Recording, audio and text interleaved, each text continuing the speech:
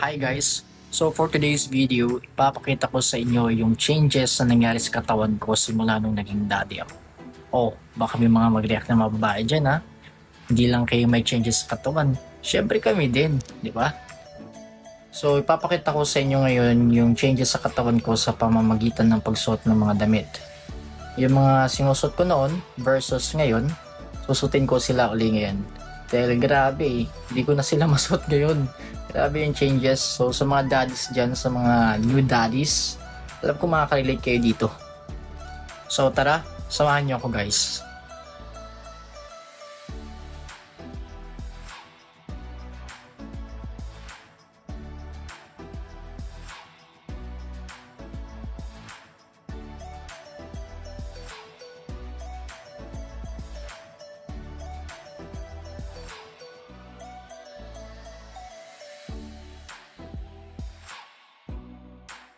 So guys, ito yung isa, tingnan nyo. Hindi ko na may sara guys. Wala na guys. Para to.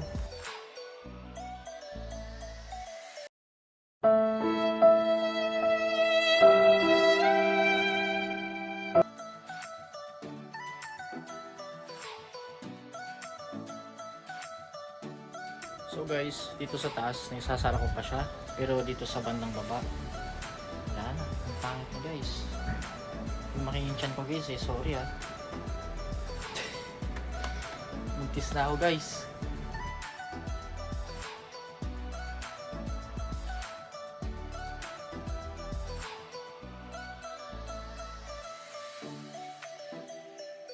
So ito guys, ito yung isa. Tingnan nyo guys.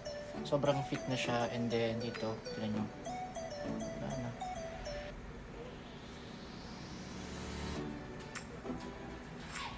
Bruh. Wala na guys.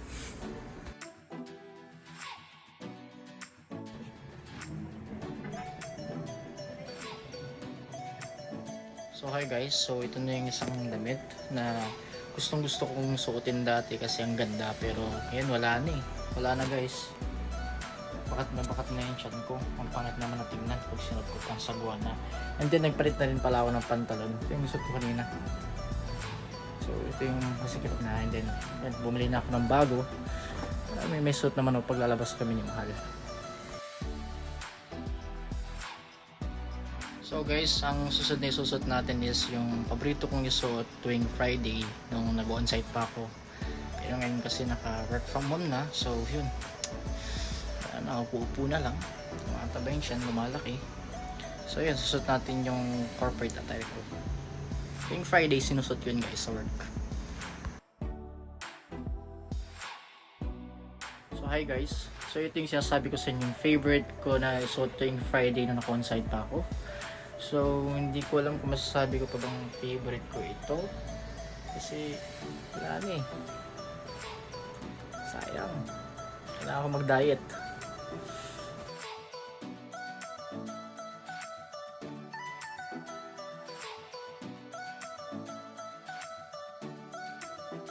So ito pa yung isa guys.